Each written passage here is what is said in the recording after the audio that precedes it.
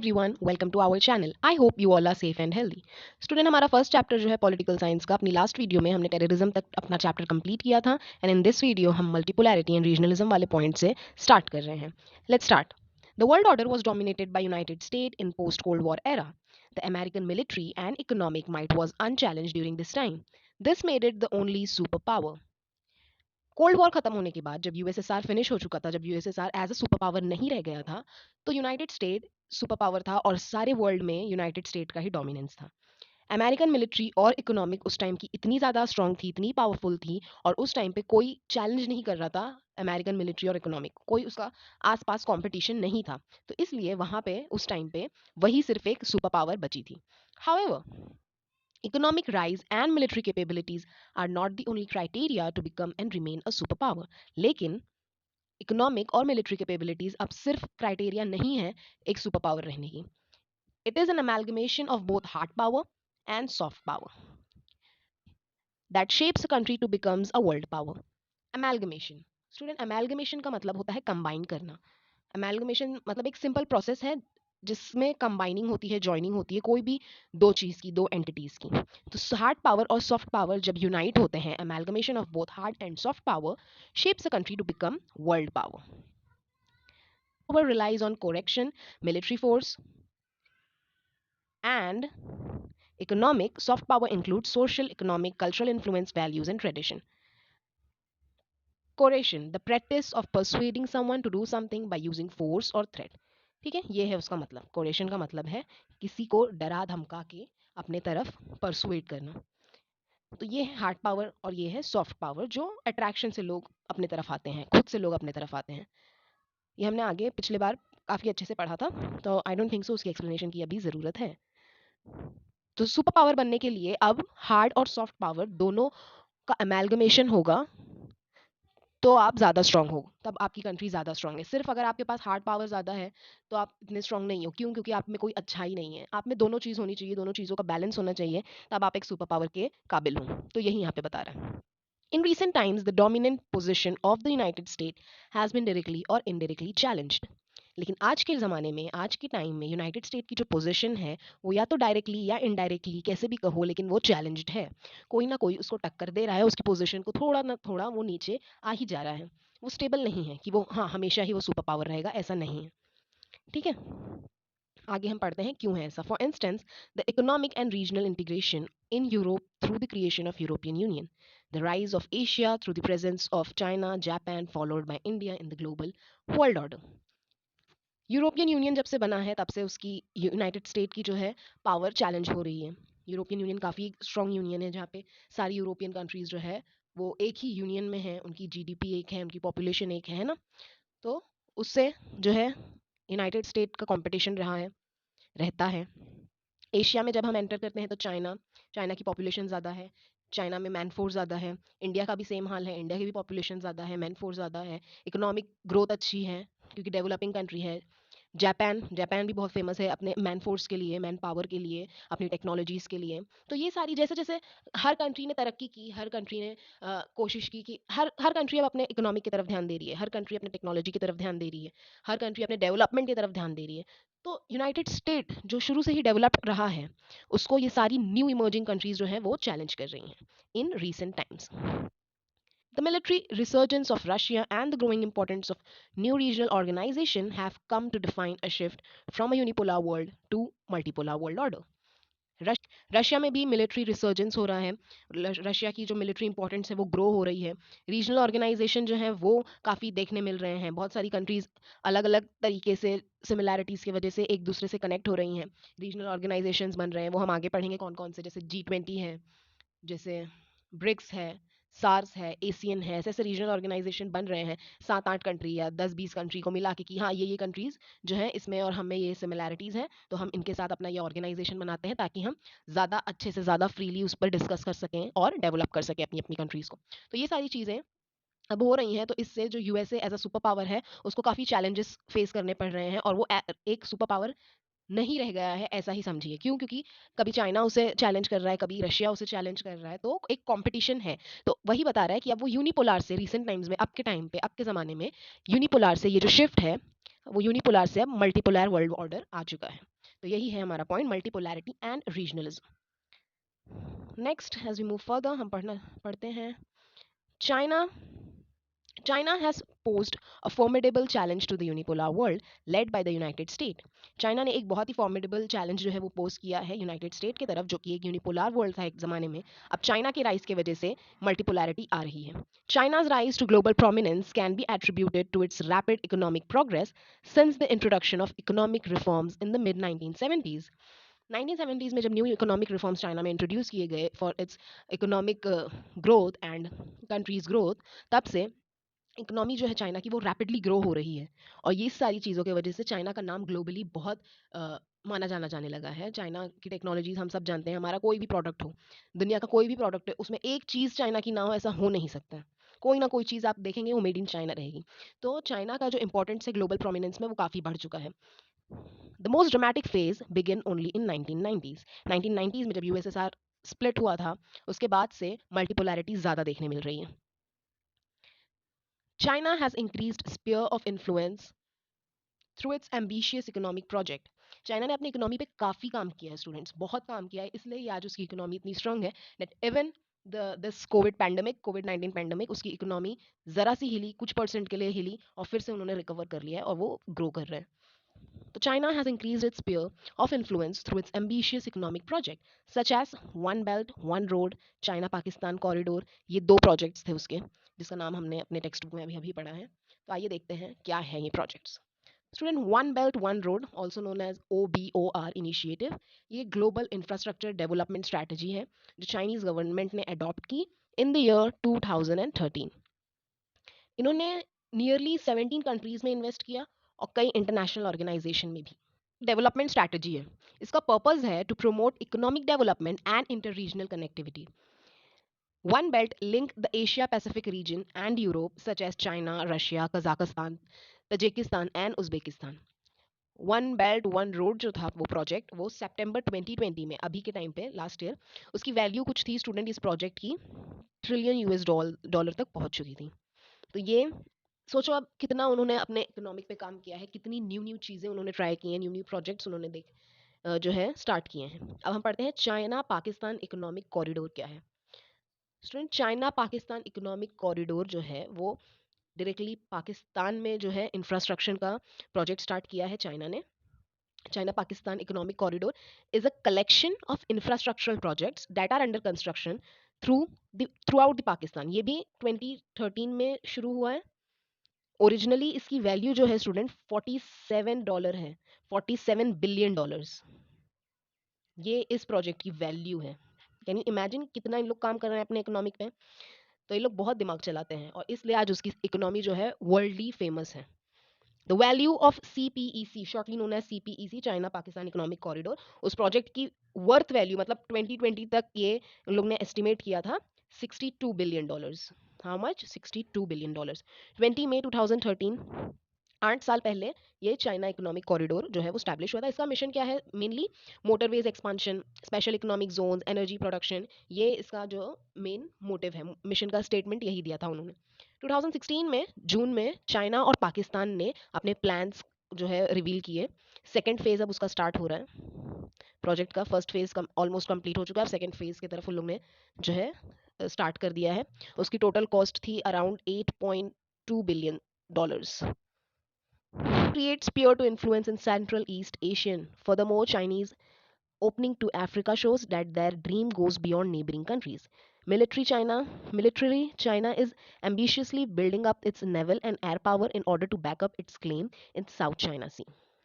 तो चाइना काफ़ी काम कर रहा है अपनी इकोनॉमी में, जैसा कि आप देख सकते हैं ईस्ट एशियन रीजन्स में उन्होंने इन्वेस्ट करना चालू किया है। उससे जो जिस रीजन में वो इन्वेस्ट कर रहे हैं वहाँ पे तो एम्प्लॉयमेंट जनरेट हो ही रहा है, और जो कंट्री में वो लोग इन्वेस्ट कर रहे हैं उससे रिलेशन स्ट्रांग हो रहा है।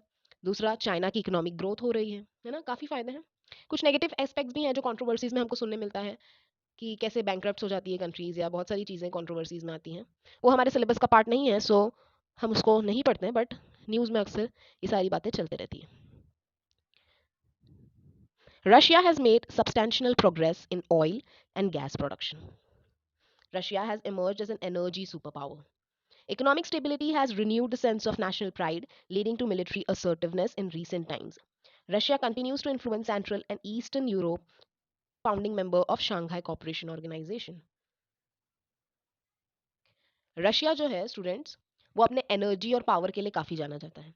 जैसा कि यहाँ पे लिखा है, मेंशन किया गया, Russia has emerged as an energy superpower, strongly dominated by fossil fuels with natural gas, providing 53% of total primary energy demand. How much? 53%.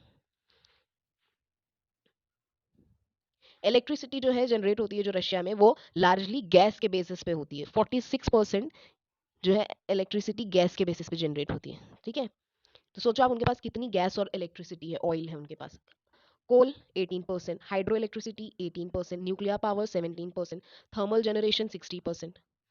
तो इसलिए रशिया को ऑयल एंड गैस प्रोडक्शन की सुपर पावर कहा जाता है, energy super power. Gas 46, कोल 18%, hydro 18%, है ना, nuclear power 17%, thermal generation 60%, thermal generation. तो इसलिए रशिया को एनर्जी सुपर पावर कहा जाता है। अब रशिया एनर्जी सुपर पावर है, तो ये चीज़ भी जो है यूएसए को एज अ यूनिपोलर जब वो था, अब वो ये सारी चीज़ें रशिया, चाइना, इतने सारे जो प्रोजेक्ट्स हो रहे हैं, ये सारी चीज़ें अब कहीं ना कहीं डायरेक्टली और इनडायरेक्टली यूएसए की सुपर पावर को चैलेंज कर रही हैं, है ना। तो यही ये पॉइंट समझाना चाहता है। Indo Pacific region is gaining importance. Indo Pacific जो रीजन है वो आज इंपॉर्टेंस गेन कर रहा है, काफ़ी इंपॉर्टेंस है उसकी दुनिया भर में। क्यों? क्योंकि इतने सारे प्रोजेक्ट्स चल रहे हैं, हर कोई अपने इकोनॉमिक पे काम कर रहा है। जब कोई दूसरी कंट्री की गवर्नमेंट, जब कोई दूसरी कंट्री नए नए इनिशिएटिव्स लाते हैं और नए नए प्रोजेक्ट्स लाते हैं, तो काफ़ी कंट्रीज, दूसरी कंट्रीज उनसे इंप्रेस होती हैं, तो वो लोग एक फ्रेंडली रिलेशन डेवलप करते हैं, है ना। तो ये सारी चीज़ें हो रही हैं, देखने मिल रही हैं कोल्ड वॉर खत्म होने के बाद, और जो यूनिपोलर ऑर्डर था वर्ल्ड का, अब वो मल्टीपोलैरिटी की तरफ आ रहा है। Economic growth in Asia, led by China and other countries like India and Japan. Conflicts in South China Sea, the importance of Asian and American interest in the Pacific region has contributed to the importance of this region. India is likely to play an important role in this region in the future. India की population जैसे कि हम सब जानते हैं कि आने वाले दिनों में आई गेस चाइना को भी सरपास कर देगी। ठीक है, तो इंडिया की पॉपुलेशन की वजह से हम काफ़ी प्रोग्रेस कर सकते हैं। नेगेटिव तो है ये चीज़ कि पॉपुलेशन ज़्यादा है, काफ़ी प्रॉब्लम्स हैं हमारे कंट्री में, बट हम इसको एक पॉजिटिव एस्पेक्ट में भी देख सकते हैं, काउंट कर सकते हैं। तो वही यहाँ पे दावा किया जा रहा है कि इंडिया काफ़ी इंपॉर्टेंट रोल प्ले कर सकता है आने वाले फ्यूचर में। Let's start our next point, regionalism in the post cold war era. Regionalism is an important issue in international relation. Countries come together to either create or join some regional organization. These organizations may be based on geographic proximity or on common political, ideological, economic, etc. concerns. यहाँ पे क्या कह रहा है कि regionalism international relation में एक important issue रहा है।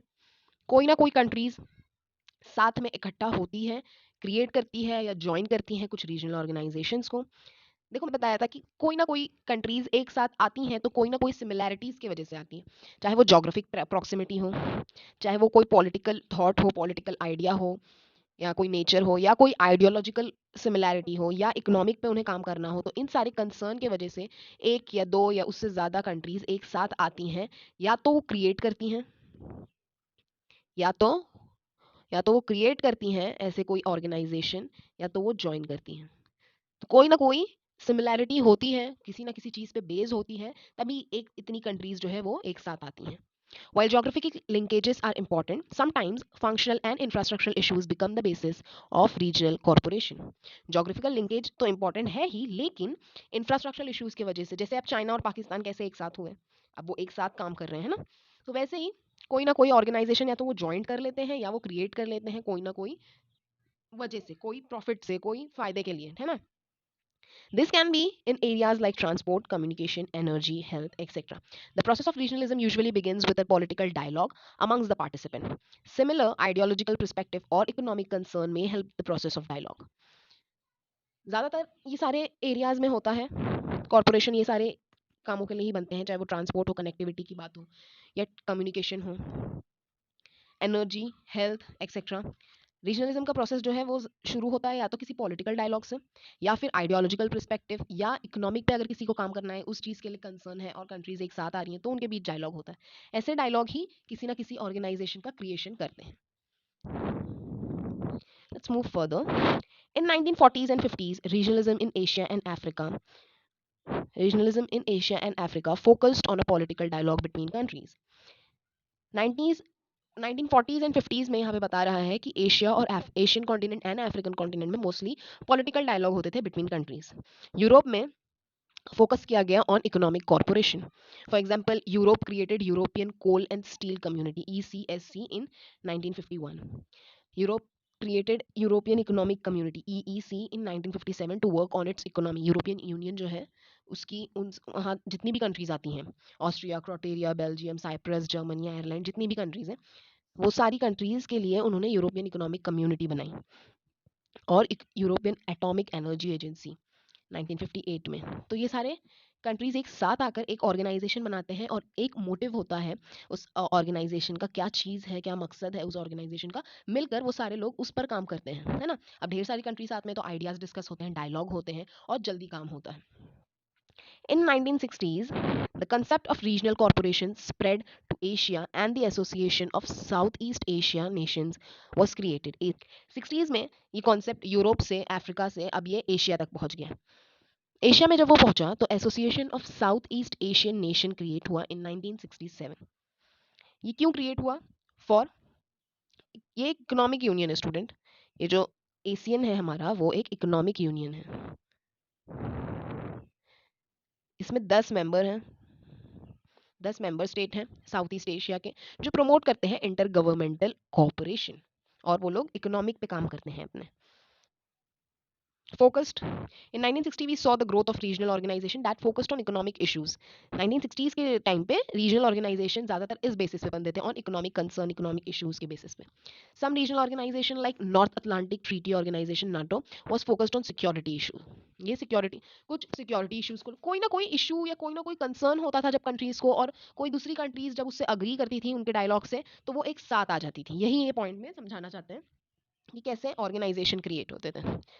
कुछ हार्ड नहीं है स्टूडेंट, आप बस रीड करिए, वर्ड टू वर्ड एक्सप्लेनेशन को अंडरस्टैंड करिए कि क्या ये पॉइंट एक्सप्लेन करना चाह रहा है, ठीक है, क्या ये कंटेक्स्ट में इसका मीनिंग है.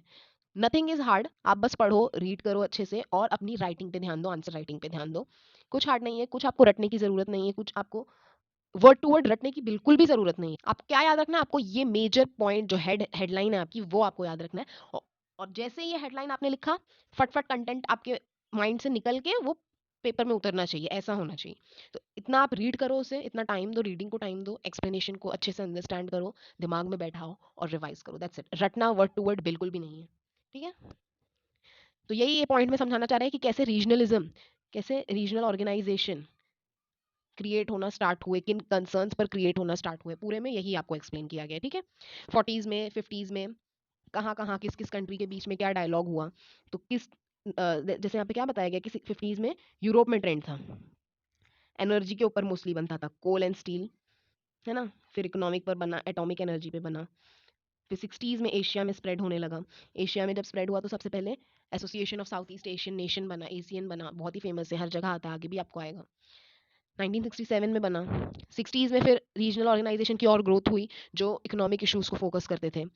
कुछ ऑर्गेनाइजेशन, नाटो जैसे ऑर्गेनाइजेशन भी देखने मिले जो सिक्योरिटीज इशू को कंसर्न करा उन्होंने, है ना. तो पोस्ट कोल्ड वॉर एरा के बाद, मतलब जो कोल्ड वॉर खत्म हुई उसके बाद का जो एरा था, वहाँ पे हमें ऐसे ऐसे रीजनल ऑर्गेनाइजेशन देखने मिले जो फोकस करते थे इश्यूज पर, चाहे वो सिक्योरिटी से रिलेटेड हो, इकोनॉमिक से रिलेटेड हो, ट्रेड से रिलेटेड हो. तो अब आया ट्रेड. ट्रेड से ऐसे क्रिएशन हुए जहाँ पे ट्रेड ब्लॉक्स का ज़माना था, तो इसलिए ट्रेड के ऊपर भी ऑर्गेनाइजेशन क्रिएट हुए. ट्रेड ब्लॉक क्या होता था, जब जैसे कुछ कुछ कंट्रीज जो थी ना, वो एक्सटर्नल ज़्यादा एक्सपोर्ट नहीं करती थी, मतलब बाहर ज़्यादा एक्सपोर्ट नहीं करती थी, अपने में ही रहती थी, उनके सारे कॉरिडोर्स बंद थे, सारे दरवाजे बंद थे. इंडिया भी एक टाइम पे ऐसे ही था, जब तक एलपीजी रिफॉर्म्स नहीं इंट्रोड्यूस हुआ, तब तक इंडिया जो थी वो एक क्लोज्ड इकोनॉमी थी मोस्टली. तो ऐसी बहुत सारी क्लोज्ड इकोनॉमी थी. तो ट्रेड ब्लॉक जो है वो टर्म आया जहाँ पे ट्रेडिंग वाला जो सिस्टम था उसको ज़्यादा फ्री कर दिया गया. देखो आइए रीड करते क्या है. अ trade block is created when a group of nation make special agreement regarding their economic relationship with each other. The agreement generally focus on relaxation or elimination of trade barriers. The most common types of trade barriers and tariffs, taxes on imports and quotas limited on the quantities of various imports. Trade block जैसे कुछ countries एक साथ आई, उन्होंने बोली देखो मैं तुम्हें trade करूंगा, तुम मुझे ट्रेड करना, तुम उसको ट्रेड करना, हम लोग लेकिन एक दूसरे से ये लिमिट तक ही टैक्स लेंगे, इंपोर्ट टैक्स एक्सपोर्ट टैक्स इस लिमिट तक ही लेंगे। तो वो बैरियर जो है वो उन्होंने ट्रेड बैरियर्स को हटाने का काम किया ट्रेड ब्लॉक्स के द्वारा। तो ये ट्रेंड भी था, इस पर भी काफ़ी ऑर्गेनाइजेशन बने।